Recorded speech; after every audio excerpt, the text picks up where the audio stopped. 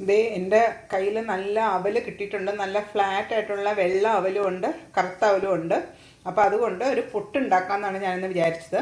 അപ്പോൾ അതിന് ആവശ്യമുള്ള ഇൻഗ്രീഡിയൻസ് ഞാൻ ദേ ഇപ്പോൾ 1 കപ്പ് പുട്ടിൻ്റെ പൊടി എടുത്തിട്ടുണ്ട്, പിന്നെ 2 കപ്പ് അവൽ എടുത്തിട്ടുണ്ട്, ഒരു കപ്പോളം തേങ്ങ എടുത്തിട്ടുണ്ട്, ഉപ്പ്. ഇത്രയേ ഉള്ളൂ ഇൻഗ്രീഡിയൻസ്. പക്ഷേ ഞാനത് ഒന്ന് അരിപ്പൊടിയുടെ കൂടെ അവലും കൂടെ മിക്സ് ചെയ്ത് രണ്ടും കൂടെ ചേർത്തിട്ടൊരു പുട്ടാണ് ഞാനിന്ന് കാണിച്ചു തരാൻ പോകുന്നത്. ഇത് വളരെ സോഫ്റ്റ് പുട്ടാണ്. ഞാനൊന്ന് ട്രൈ നോക്കി, എനിക്കിഷ്ടമായി. അപ്പോൾ പറ്റുന്നവരൊന്ന് ഉണ്ടാക്കി നോക്കുക. അരിപ്പൊടി കുറച്ച് അവലും കൂടെ ചേർത്ത് ഒരു നല്ല 4 മണി പലഹാരമായിട്ടോ അല്ലെങ്കിൽ ബ്രേക്ക്ഫാസ്റ്റിനുള്ള നല്ല പുട്ട് എങ്ങനെ ഉണ്ടാക്കുന്നത് ഞാനിപ്പോൾ കാണിച്ചു തരാം. അതിൻ്റെ ആദ്യത്തെ സ്റ്റെപ്പായിട്ട് നമുക്ക് മിക്സിയിലിട്ടിട്ട് ഈ അവൽ മാത്രം ഒന്ന് ക്രഷ് ചെയ്തെടുക്കണം. അങ്ങനെ വളരെ ഫൈൻ പൊടിയാക്കരുത്, ഒന്ന് ക്രഷ് ചെയ്ത് എടുത്തിട്ട് ബാക്കി നോർമൽ പുട്ടുണ്ടാക്കുന്ന പോലെ തന്നെ അരിപ്പൊടിയിൽ നനച്ച് വെച്ച് കഴിഞ്ഞ് ഒരു അരമണിക്കൂർ കഴിഞ്ഞിട്ട് നമുക്ക് പുട്ടുകുറ്റിയിൽ 1 ലെയർ തേങ്ങ, പിന്നെ പൊടി, പിന്നെ 1 ലെയർ തേങ്ങ, അങ്ങനെ പുട്ടുണ്ടാക്കി എടുക്കാം. അപ്പം ഇത് നിമിഷ നേരം കൊണ്ട് പെട്ടെന്ന് ഉണ്ടാക്കാൻ പറ്റുന്ന ഒരു പുട്ടാണ്. ഇപ്പം ഞാൻ ഒരു മിക്സിയുടെ ജാർ എടുത്ത് വെച്ചിട്ടുണ്ട്. അതിനകത്തോട്ട് നമുക്ക് ഈ അവലൊന്ന് ഇട്ട് കൊടുക്കാം. അവലിട്ടിട്ട് ഒന്ന് കറക്കി എടുത്താൽ മതി. അത് കഴിഞ്ഞിട്ട് ഞാൻ പുട്ട് നനയ്ക്കുന്നത് എങ്ങനെയാണെന്നും കൂടെ കാണിച്ചു തരാം.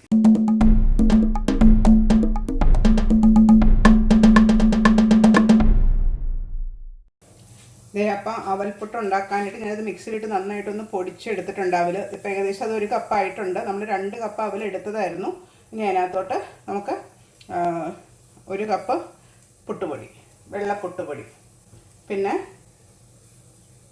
കുറച്ച് ഉപ്പ് ആഡ് ചെയ്തു. പിന്നെ 2 ടേബിൾ സ്പൂണോളം തേങ്ങ അതിനകത്തോട്ട് ആഡ് ചെയ്യാം. ബാക്കി നമുക്ക്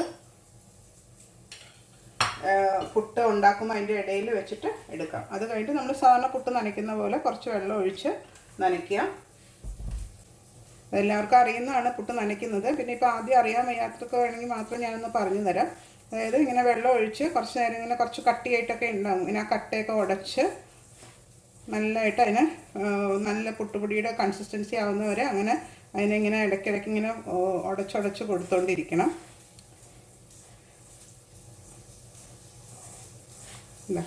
അത് കഴിഞ്ഞിട്ട് പിന്നെ എപ്പോഴും പുട്ട് ഉണ്ടാക്കുമ്പോൾ ഒരു കാര്യം ശ്രദ്ധിക്കേണ്ടത്, നമ്മളിങ്ങനെ അതിൻ്റെ വെള്ളം കറക്റ്റ് ആണോ എന്ന് അറിയാൻ വേണ്ടിയിട്ട് ഇങ്ങനെ പിടിച്ചിട്ട് ഇങ്ങനെ പ്രസ് ചെയ്ത് നോക്കുമ്പോൾ കണ്ടോ, ഇങ്ങനെ പ്രസ് ചെയ്തിരിക്കുന്നുണ്ടെങ്കിൽ കറക്റ്റ് പരുവമാണ്. ഇങ്ങനെ പ്രസ് ചെയ്ത് പിടിക്കുമ്പം പ്രസ് ചെയ്ത് ഇങ്ങനെ ഇരിക്കുന്നുണ്ടെങ്കിൽ കറക്റ്റ് പരുവാണ്. അതല്ല ഇങ്ങനെ വിട്ട് പോരുവാണെങ്കിൽ, നമ്മളിങ്ങനെ പ്രസ് ചെയ്തിട്ട് ഇങ്ങനെ വിട്ട് പോരുവാണെങ്കിൽ ഒരു റൗണ്ടായിട്ട് ഇരിക്കുന്നില്ലെങ്കിൽ നമുക്ക് കുറച്ചും കൂടെ വെള്ളം ആവശ്യമുണ്ടെന്നാണ് അതിൻ്റെ അർത്ഥം. അപ്പോൾ ഇപ്പോൾ ഇതിനകത്ത് കുറച്ച് കട്ടയായിട്ട് ഒക്കെ ഇരിപ്പുണ്ട്. അതൊക്കെ നമ്മൾ കൈകൊണ്ട് തന്നെ ഇങ്ങനെ അടത്തി അതിനെ ഒന്ന് വ്യത്യാസപ്പെടുത്തി ഇത് നന്നായിട്ടൊന്നും കൂടെ ഒന്ന് മിക്സ് ചെയ്ത് എല്ലായിടത്തും ഇതൊക്കെ ഒന്ന് ആക്കി കഴിഞ്ഞിട്ട് നമുക്ക് കുറച്ചും കൂടെ വെള്ളം വേണം. നമുക്ക് തൊടുമ്പോൾ ഇങ്ങനെ അറിയാം ഡ്രൈ ആയിട്ടാണ് ഇരിക്കുന്നത്. ഇങ്ങനെ ഒഴിച്ചു കൊടുക്കുക. കുറേശ്ശെ വെള്ളം ഒഴിച്ചു കൊടുത്തിട്ട് വേണം പുട്ട് നനച്ച് വെക്കാനായിട്ട്. നനച്ചിട്ട് ഒരു അരമണിക്കൂർ വെക്കണം. വെച്ച് കഴിഞ്ഞിട്ട് വേണം നമുക്കിത് ഉണ്ടാക്കി എടുക്കാനായിട്ട്. ഞാനിതിൻ്റെ പൊടി ആ കട്ടയൊക്കെ കളഞ്ഞിട്ട് എങ്ങനെയാണ് അതിൻ്റെ ലാസ്റ്റ് പരുവം എങ്ങനെ ഇരിക്കുന്നതെന്നുള്ളത് നിങ്ങൾക്ക് കാണിച്ചു തരാം. ഒരു 5 മിനിറ്റ് ഇങ്ങനെ ശരിക്കും ആ കട്ടയൊക്കെ കളഞ്ഞ് നല്ല ഫൈൻ പൗഡറാക്കി എടുക്കുന്നതാണ് നല്ല ടേസ്റ്റ് സോഫ്റ്റ് ആയിട്ടുള്ള പുട്ട് നമുക്ക് ഉണ്ടാക്കാൻ പറ്റുന്നത്. 2 തരത്തിൽ നമുക്ക് പുട്ടുണ്ടാക്കാം. ചിലവർ തേങ്ങ ഈ പുട്ട് നനയ്ക്കുന്നതിൻ്റെ കൂടെ ആഡ് ചെയ്യത്തില്ല, ഇടയ്ക്ക് മാത്രമേ ഇടുകയുള്ളൂ. പക്ഷെ ഞാൻ സാധാരണ ഉണ്ടാക്കുമ്പം എനിക്ക് ആ തേങ്ങ ഇടയ്ക്ക് കടിക്കുന്നത് ഭയങ്കര ഇഷ്ടമാണ്. അതുകൊണ്ട് ഞാൻ തേങ്ങ ഈ പുട്ട് നനയ്ക്കുന്നതിൻ്റെ കൂടെ കുറച്ച് തേങ്ങയും കൂടെ ആഡ് ചെയ്തിട്ടാണ് പൊടി നനച്ച് വെക്കുന്നത്. ഇപ്പോൾ ഓൾമോസ്റ്റ് ആയിട്ടുണ്ട്. ഞാനിതിനെ ഒന്ന് അരമണിക്കൂർ ഒന്ന് കീപ്പ് ചെയ്യാൻ പോവുക. ഇങ്ങനെ തന്നെ അടച്ചു വെക്കണം. അടച്ചു വെച്ചിട്ട് അരമണിക്കൂർ കഴിയുമ്പോഴത്തേക്കും നമ്മുടെ ആ പൊടിയൊക്കെ നല്ലൊരു കുതിർന്ന് നനഞ്ഞിരിപ്പുണ്ടാവും. നമുക്കിങ്ങനെ കൈകൊണ്ട് ഇങ്ങനെ തൊടുമ്പോൾ തന്നെ അറിയാം ഒരു നനവ് ചെറുതായിട്ട് തോന്നണം. അപ്പോഴാണ് കറക്റ്റ് പരുവേ. ഇത് പുട്ടുണ്ടാക്കുന്നത് എങ്ങനെയാണെന്ന് കാണിച്ചത്.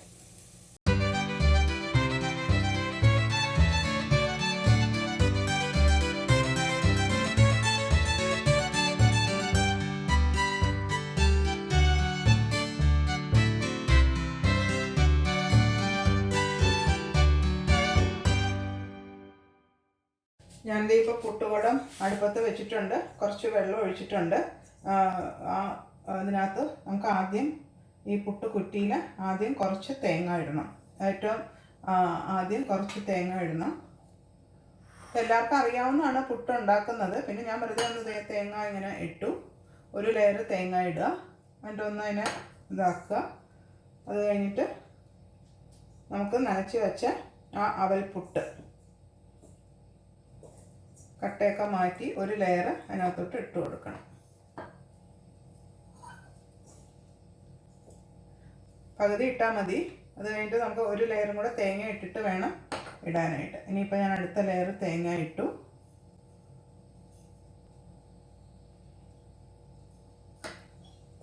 ഇനി ഒരു ലെയറും കൂടെ പുട്ട് ഇടുക, പൊടി നിറയ്ക്കുക. ഇനിയിപ്പം പുട്ട് ഉണ്ടാക്കാൻ അറിയാൻ വയ്യാത്തവർക്ക് വേണ്ടി മാത്രമാണ് ഈ പ്രോസസ്സ് കാണിച്ചു തരുന്നത്. അല്ലെങ്കിൽ ഇതിൻ്റെ ഇൻഗ്രീഡിയൻസിൽ ഒരു ചേഞ്ച് മാത്രമേ ഉള്ളൂ. നമ്മൾ അവൽ പൊടിച്ചിട്ടാണ് ഇതിനകത്ത് ചേർക്കുന്നതെന്ന് മാത്രമേ ഉള്ളൂ. വേറെ എല്ലാം സെയിമാണ്.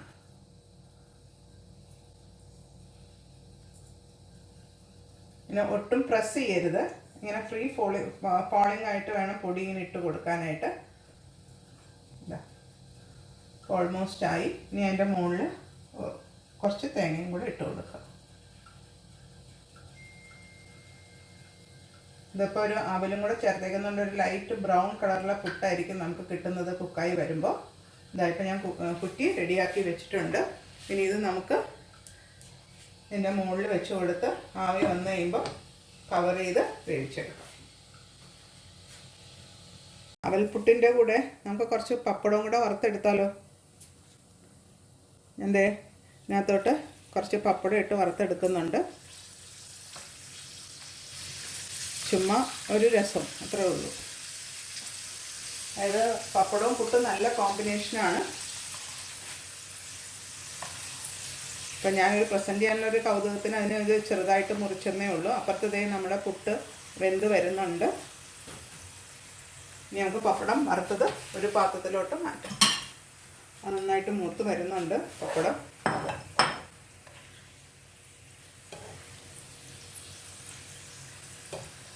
ആരെങ്കിലും പുട്ടും പപ്പടവും ചെറുപയറും ചേർത്ത് കഴിച്ചിട്ടുണ്ടോ? അത് ഭയങ്കര ഒരു ടേസ്റ്റാണ്. ഇച്ചിരി പഞ്ചസാരയും കൂടെ ഇട്ടാൽ അത് നല്ലൊരു കോമ്പിനേഷനാണ്. പുട്ടിൻ്റെ കൂടെ ഏത് കറിയും പോവും.